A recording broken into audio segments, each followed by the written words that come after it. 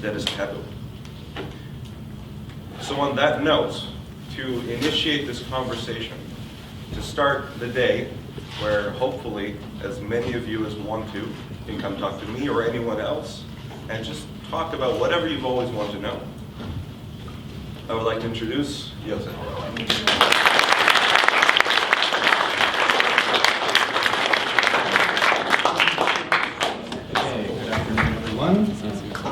Good afternoon, everyone.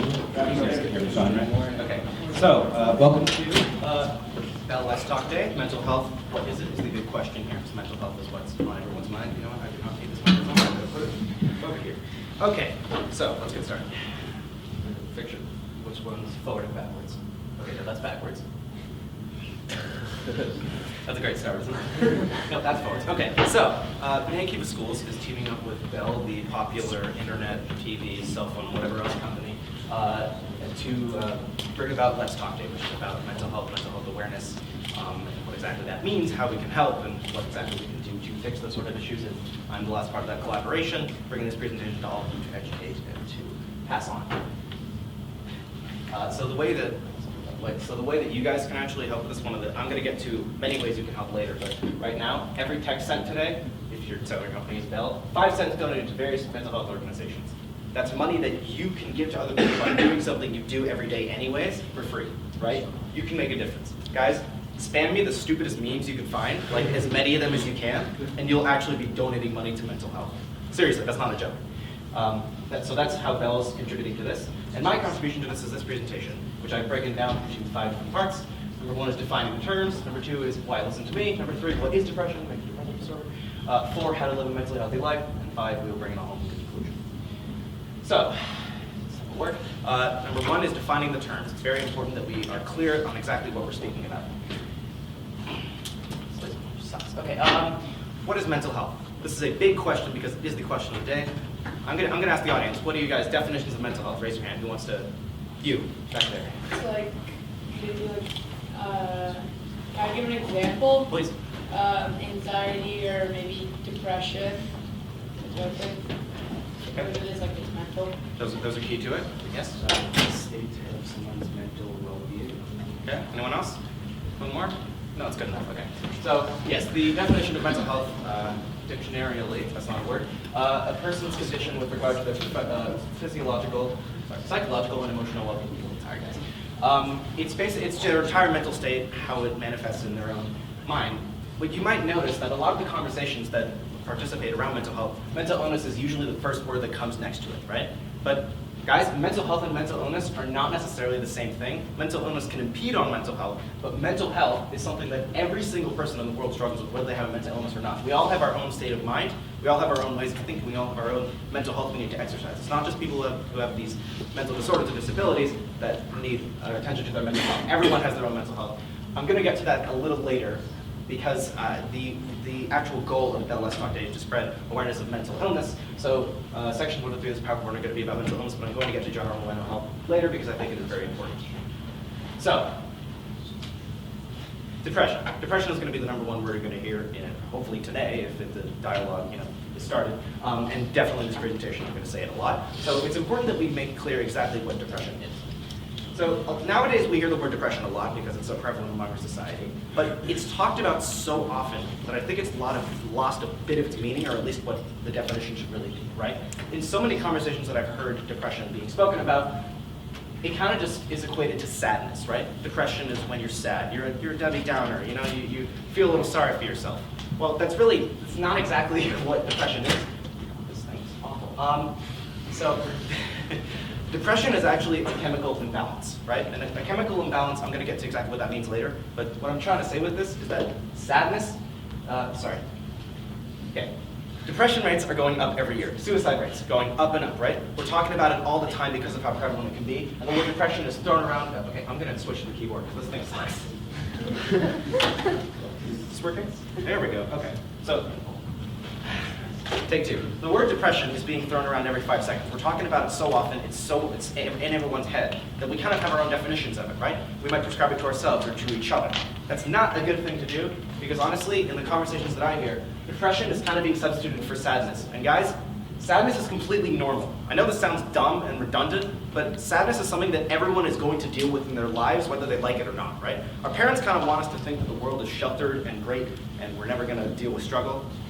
Okay, that's a bit of a broad statement, but you know what I mean. Things suck in life. Things just do. It's the truth. You're going to go through things that suck. It's just how life works. Sadness is not necessarily a bad thing. Sadness just happens to people who are human. I'm going to take it one step forward. Suicidal thoughts. This is going to be a bit controversial, okay? Suicidal thoughts, I can bet money every single adult in this room has had a suicidal thought in their life. Maybe even every single kid. Because that is a normal human overreaction to situations that are bad, right? You fail the test. You think you're going to fail the course. You're just thinking, oh God, I just want to die right now. You know, that sort of stuff. It's a normal human conclusion. Now, if it develops further, if you develop a plan, if it becomes proactive thinking, then it's a problem. But this sort of immediate conclusion is actually not the weirdest thing in the world. It is very human. It's very normal. I know how controversial this sounds, but there's nothing wrong with a suicidal thought. It's what comes after that could be the problem, right? So we have to learn exactly what that means. Okay, so how do you know the difference is the big question. I just made a big statement, right? And we got to know the difference between what proactive thinking is, what depression is, what suicide is, what those sort of things couple together. So I'm going to get to that a little later. For now, the real question you should be asking yourselves is why listen to me, right? I'm a 18-year-old who is not a trained psychologist, not a trained therapist, not a PhD, whatever. I did Mr. T's psychology class, and that's pretty much it. Yeah, you guys know about that. So the real question is why listen to me? What makes me qualified to talk about this sort of stuff, right? So I think the biggest thing is just my experience. I've unfortunately had quite a few encounters with mental illness in its various forms.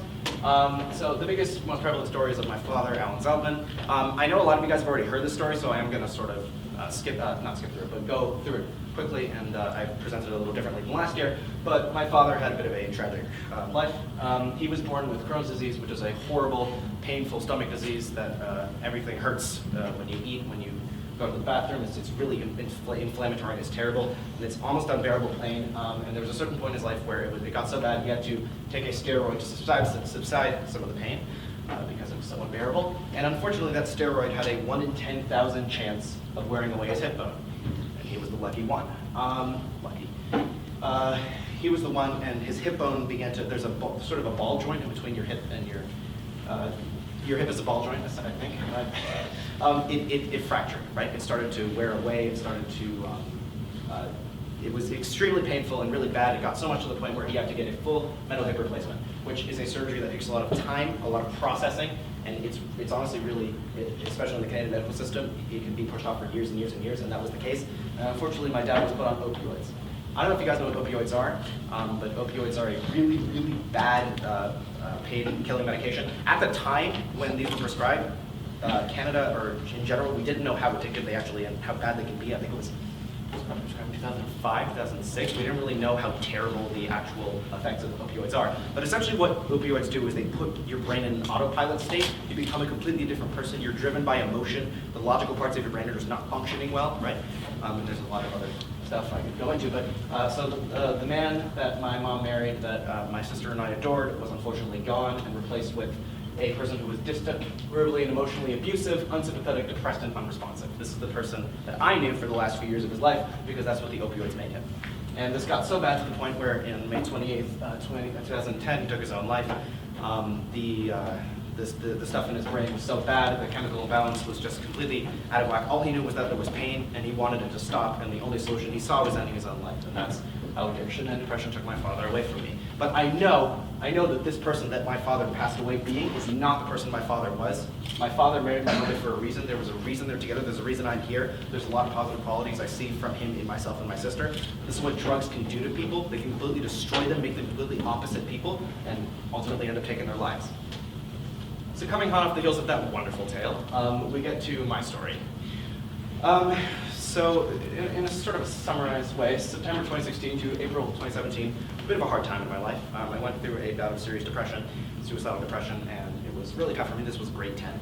There's a lot of stuff going on in my life at the time. I actually had an assignment recently where I had to write a memoir. For those who don't know what a memoir is, it's basically a story from a life. It's like a biography, but it's not an entire life. It's a part of a life. And I wrote a memoir about 8 pages about my experience with depression and suicide, right? And I think this best encapsulated. I really tried to put myself in my mind back then, because they were very different minds. This was about now almost, like 2.5 years ago. So I put myself in that brain, and exactly what I was thinking I wrote down on the paper. So there's this quote that I have. This is how I was feeling at the time. There were many things going on, but this is one of the most prevalent. I truly felt like I had nothing and no one, and my only conclusion was that it was entirely my fault. I had been lying to my mother about keeping Shabbat for years, only to be constantly, spitefully breaking it behind her back. What kind of person does that to their own mother? My mother, a single parent providing nothing but love and support to me 24/7, asking for nothing but a trusting, honest relationship in return, and I can't even give her that. How do I get past the guilt of that? How do I live with myself? This was the conclusion I formed in my head, right? This wasn't a mistake I made. This wasn't an error in judgment. This was a flaw in me that I could not correct. This is what I was thinking at the time, that this was just an incurable moral wrong in my brain, right? And there were a bunch of other stuff going on at the time. School was not exactly fun at the time. I was never really an academic. I'm still not. And grade 10 was a really hard year for me academically because I was really doing bad, and I started blaming myself for just not being smart and not being able to understand anything instead of actually trying to help myself. I just started getting down on myself, and socially it was a really, really tough spot for me. A lot of, there was, I don't want to say bullying, but there was definitely some not socially friendly stuff going on at the time, and it really made me feel uneasy, and I had to be pulled out of school and into homeschool because socially it was a really tough situation for me. Because of this, I developed an extreme sense of social anxiety, which is basically, I would not want to talk to people at all. You can ask my closest friends at the time, like even my best friends, I would just not want to talk to because I just felt so awful. I just felt like everyone hated me, like no one actually wanted to be my friend. Like people were just appeasing me. It's hard to kind of go back to that mental state, but all I know is that I was completely afraid of people, and it was awful. And this still sort of bogs me down to this day. I'm getting over it, but social anxiety is still kind of prevalent in my life, but this is what was going on at the time. And there's definitely some lingering trauma with my father and some of the abuse that happened. I went through child therapy, but when I got to a teenager, I still had a lot of questions that weren't answered and a lot of trauma that was still lingering, and it was just stuck in my head. Ultimately, you can tell there was something wrong with me. Like everything in my brain, I could not perceive my own flaws as anything other than mistakes that cannot be undone, right? All I was telling myself was, you are a bad person. You've done this, this, and this, and you cannot come back from that, right? And this got so bad to the point where October 5th, 2016, I tried to take my own life. I survived. Luckily, I'm standing here. Thanks to a very good friend of mine, I did survive. And that was a really tough point in my life. That was sort of my rock bottom, right? But this does have a happy ending because I am standing here today.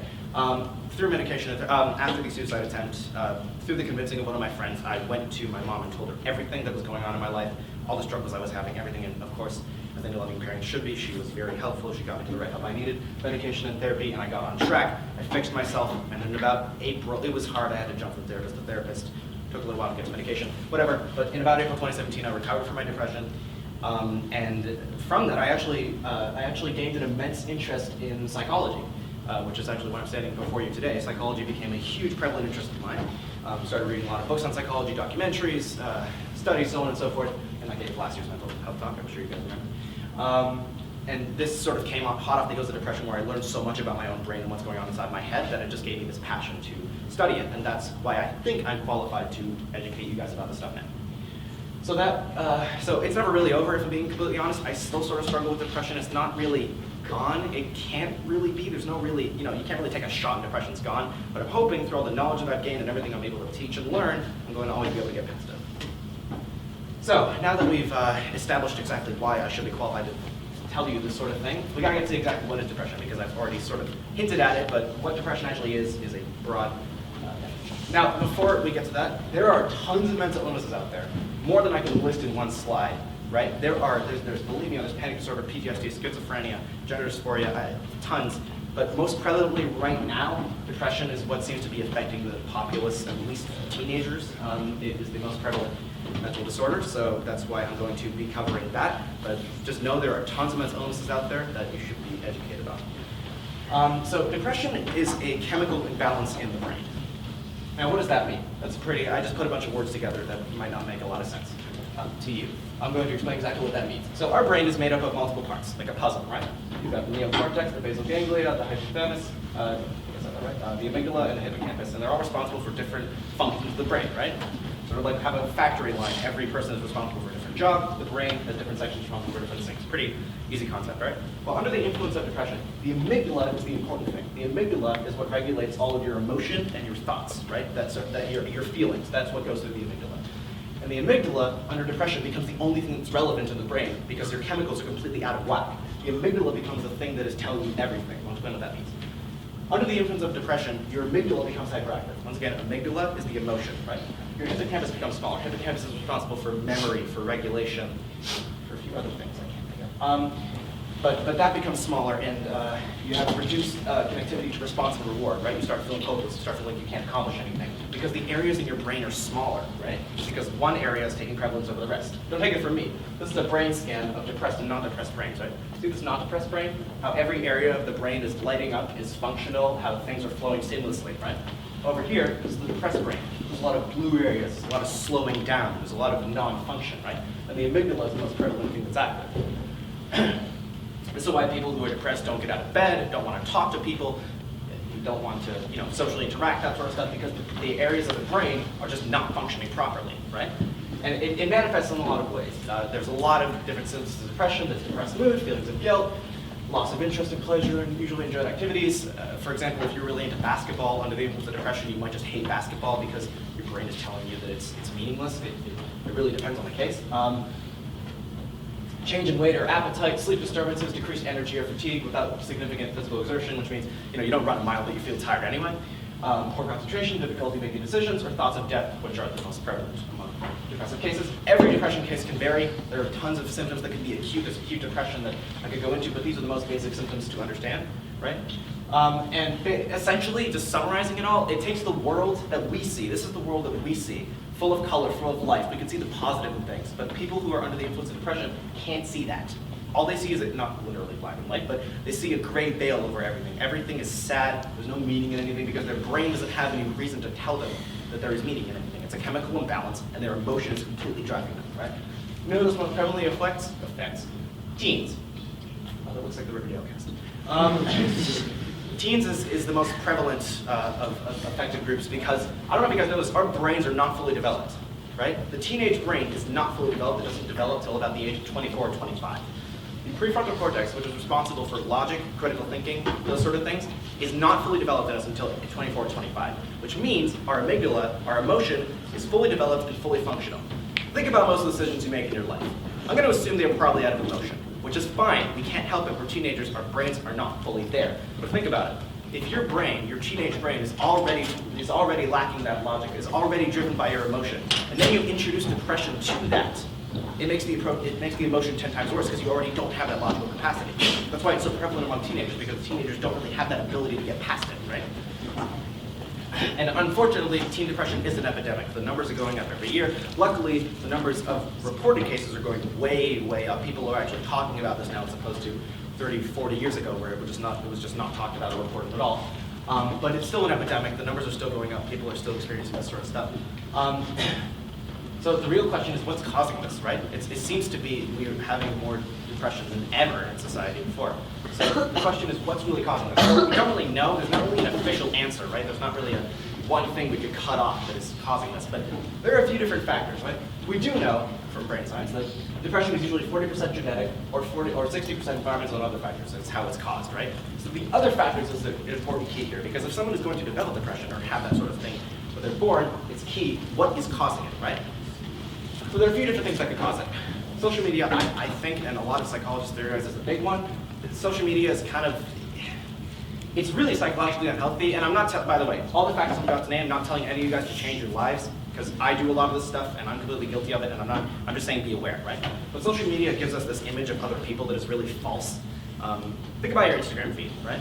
It's all your friends, it's all your good times, your meals, your new camera, I don't know. But it's all positive, right? You're not gonna post when your dog dies, when you get a bad mark on a test, when you break your foot, I don't know, right? It's all about putting the positive out there.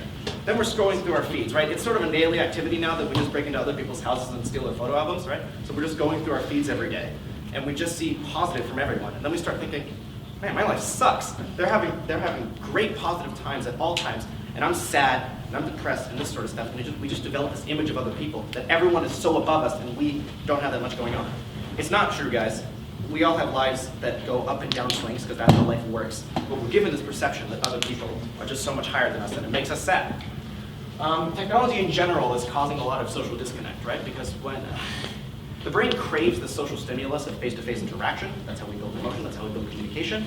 And we're losing a lot of it. Look at any dinner table nowadays, right? We're losing a lot of that face-to-face interaction. You guys know exactly what I'm talking about. And speaking of dinner, food, I can't really go into this because it's really, really complicated, but a lot of the food that is being produced right now is genetically modified, fatty, really bad for the cholesterol in the brain, and it is affecting us. There aren't really concrete studies on it, but I'm telling you there's a lot of stuff out there. And one of the things that most prevalently affects depression right now is joules. This is gonna sound really weird, but these things are really dangerous. I would not make this up, okay? That little pod right there is equivalent to 1 pack of cigarettes.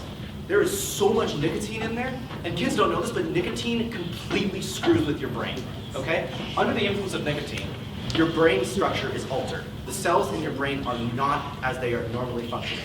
The cells that go, the neurons, I think, or the energy that's going to your brain is diverted from the prefrontal cortex to the amygdala. Meaning, just like how depression is the amygdala dominant, when you're under the influence of a joule, your amygdala is dominant, which means you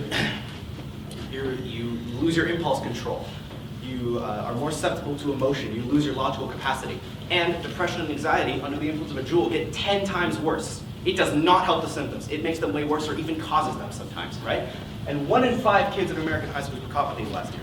I'm sure you guys know how prevalent these are, right? These are everywhere, and they are killing us psychologically. And even there's a lot of studies online, but nicotine can harm adolescent brain development, affecting attention, learning, and susceptibility to addiction. If you're having trouble focusing, it's probably because the nicotine's screwing with your brain, and people don't know how dangerous these things actually are.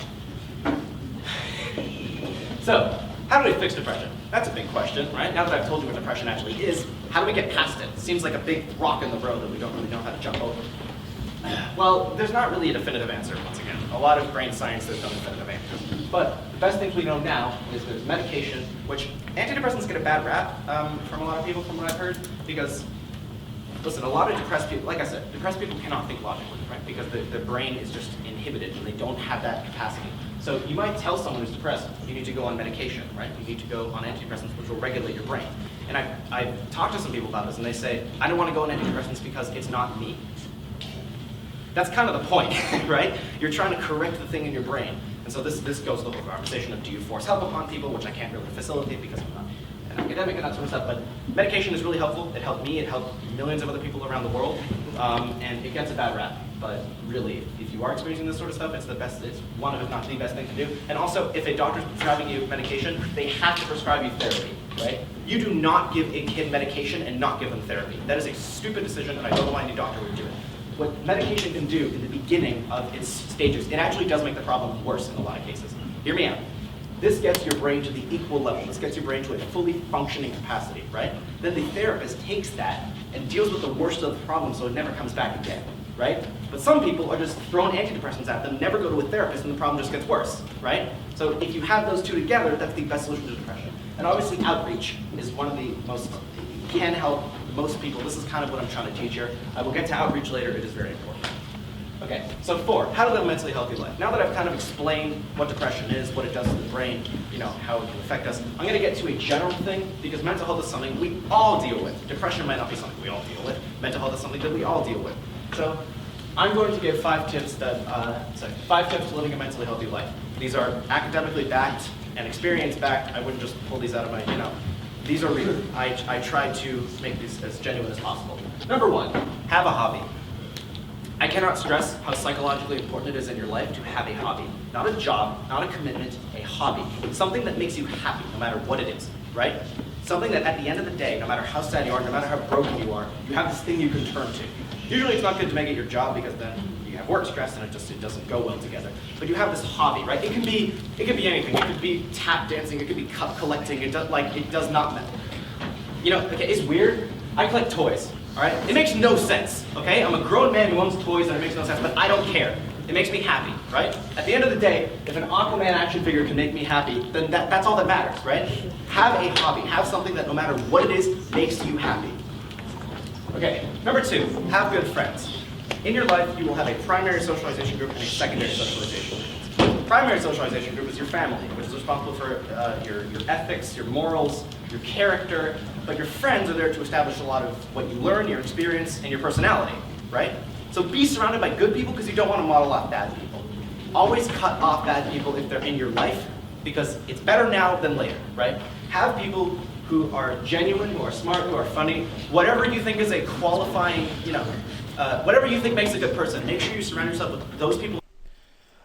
All right, everyone. So the camera actually cut out here for about a minute. Lost about a minute of footage, but it's okay. Show must go on. I'm going to make up for lost time. So the point I was ending off with was have good friends. Always be surrounded by good people, right? You want to be surrounded by nothing but good people because they'll be there to support you when your family might not be. You can't, as much as we all love our families, we can't be with them in every single situation. And friends is what you're going to most often resort to. So make sure those people you're surrounded by are good. So now I'm going to move on to point number 3. Think objectively. This is a pretty broad statement, so I'm going to try to narrow it down. In our brain, we have 2 ways of thinking as humans, right? We've got the objective, which is the reality and the fact, and the subjective, which is the internal, the emotion, the feeling, right? Now, in the teenage brain, unfortunately, the objective is way weaker than the subjective because our emotions are fully formed, as we already established, but our objective, our prefrontal cortex, our logic is not fully formed, right? So our emotion guides our actions. Think about your life as a teenager, right? I'm going to assume most of your decisions you've made have been out of emotion, which is fine. Our brains don't have the capacity to do that sort of objective thinking. But it's important to set those pathways now so you'll have a better future, right? So I'll give an example, practical example of this. Say you're talking to a girl you like, all right? You could like her, you could not, I don't know, do whatever you want on your own time. But you clearly care about this conversation, right? You want it to go well. You're having a nice dialogue, you're just talking about whatever it might be. It could be sports, could be math. And the conversation is going really well until it ends on a really weird note. You screw up a sentence, you say a really bad joke. It just kind of just ends on this weird sort of, oh, okay, bye. I'm sure we've had those moments. And then she leaves, right? And you're kind of left to your own devices. You're left to your own ways of thinking, and you ended the conversation on a bad note. Now, I'm sure a bunch of you have been in this situation.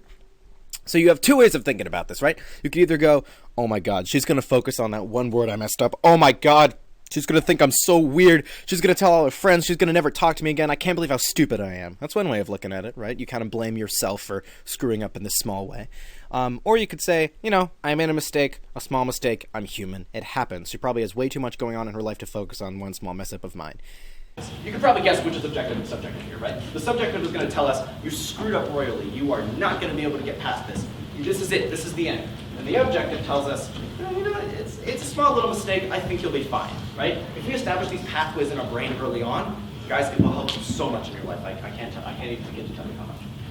And in general, if you're having a debate, if you have an opinion on something, make sure that your opinions are found in logic and fact, not just your emotion telling you what to think, right? Make sure you have a basis for everything. It's really important in life, and especially if you're going into university, you're going to need this. All right, number 4, turn fight into flight. Learn from your mistakes. This is a tough one. This is something that guys, like people 3 times your age still can't do because it's one of the hardest things to do in life, is to not take failure personally, right? Or to learn from failure.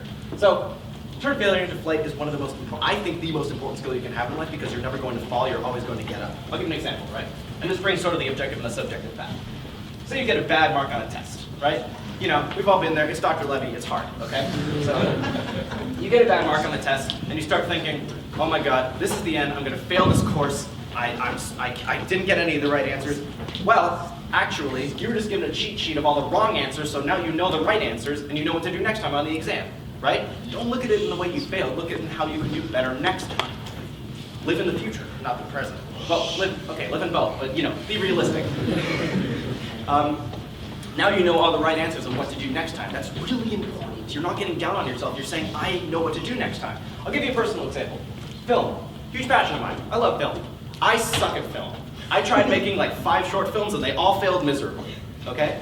But I learned so much from being terrible at film, so much more than I would have gotten lucky if I would have gotten lucky or made something manageable the first time. I learned so much from being terrible at it. And I didn't get down on myself and say, you're really bad at film. Well, I was, but I'm now learning how to be better at it, right? That's how we should look at our lives. I'm going to give a quote from a famous philosopher, world-renowned, you should all know Yoda. The greatest teacher failure is. I think this quote's really important. Failure can teach you way more than success, and I think we should all keep this in our lives. Now, number 5, join me. Okay, who put that there?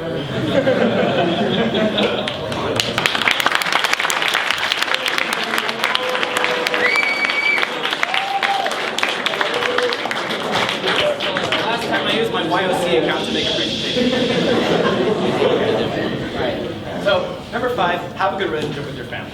Now, unless your family are bad people, which is debatable, family is really important in life. As I said, it's your primary socialization group. It's the people that establish your character, your morals, your ethics. Have a good relationship with them. My mom and my sister mean more than anything to me in this world, right? And I have an amazing relationship with my mother. It's completely honest, it's completely open, and it's, you know, it's amazing because I respect her, she respects me. And that's the most important thing. Have a good connection with your family, because I can write books about how it will define your relationships later in life, how you will live your life, what sort of character you become. Have a good relationship with your family. People really underestimate how powerful it is, right? Okay, oh, sorry. So these are the 5 tips that I'm giving you. Have a hobby, have good friends, think objectively, treat failure with light, and have a good relationship with your family. So, conclusion. Let's bring it all in, right? So, I've covered a lot of ground in this presentation. Probably talked a little too fast. We started with sadness doesn't necessarily equal depression. Just because you're sad doesn't mean there's something wrong with you. It's very human to be sad because sometimes things just suck, right? We got to how depression and addiction can completely destroy a person, no matter how good they might be. It can take them away, as we know, as suicide rates are going up. It's really, really bad, and we should be aware of what exactly is going on. We learned exactly what depression is, what depression does to the brain, how the brain works, right, and how depression affects those processes. We learned what can cause depression, the sort of things that lead to it, the factors behind this increase. And hopefully we learned 5 ways to live a good, mentally healthy life. I don't know, you guys will have to try it on your own, but I'm pretty sure if you do those 5 things I said, your life's going to be just fine. Now that you're aware, pass it on, facilitate the discussion, open the dialogue. This is so important. This is what Let's Talk Day is all about. Let's talk, right? Now that you know all the stuff that I told you, you can make a difference. This isn't about me. I don't care if you guys go home and tell your parents, you know, someone made an amazing presentation. I don't want that. I want you to go home and tell your parents everything you learned. It's not about me. It's about what's on these slides, right? And obviously, like I said before, spam me with the stupidest stuff you can find, okay? Take my number and spam me as much as you can, and you will actually be giving money to mental health organizations. My sister was giving me a weird look. Seriously, we can make a change by just sending stupid stuff that we do every day. Now that you know what I told you, pass it on. Talk to more people. A lot of people, as I'm sure you might know, just aren't aware of a lot of these things, just don't have the proper education or aren't in the right groups to talk about this sort of stuff. So pass it on. Pass on this knowledge. Like I said, it's not about me, it's about everyone being aware. And that's the most important thing. Be aware. Don't forget what I told you today. All the things that will definitely impact you, if not now, later on in your life, don't forget them because I'm giving you a step up here, right? Please, like it's really important. And obviously I think the most prevalent thing you could do is to outreach to others. Now that you know what depression manifests, and this is a little reminder of the sort of symptoms that you could see, reach out to other people who may be experiencing this sort of thing. It's very likely that people in this room, as Mr. Reese said, that 1 in 5 people in this room are suffering from depression. It's just a fact at this point, right? If you could see those symptoms in other people, you can see how people are changing. Maybe they're not hanging out with you anymore. Maybe they don't like what they used to like. Maybe they're distancing themselves. Maybe they're sort of losing their personality. Reach out to them, try to help them, or reach out to others who are qualified to help them. I'm not saying you aren't qualified to help them, I'm saying you're not qualified to help them. You need to reach out to others, because professionals are the ones who really deal with this sort of stuff, but still, you should recognize the signs and find people who are dealing with this sort of stuff. And resources for further discussion about this topic. There's Mr. Reese, professional counselor at the school. He's always here for you guys. I've talked to him quite a few times. He's really, really great. Seriously, you guys should take advantage of that. There's tons of mental health professionals and therapists in the Jewish community or other communities. There are so many really, really knowledgeable people that I've learned a lot from in the Jewish community, and I recommend you guys go learn from too. 3 various websites and stats about the subject. I can send you like reading lists about stuff that's really interesting. And me, I'm always here to talk to anyone about their mental health, whether it's their own or not. This is my number and email that you can get from anywhere. Sometimes it's hard to come to adults, and I recognize that. If you have any questions or any concerns, I'm always here to help anyone. It really doesn't matter who you are. I just want to help as many people as possible. And yeah, that's what I'm going for. So thank you for listening.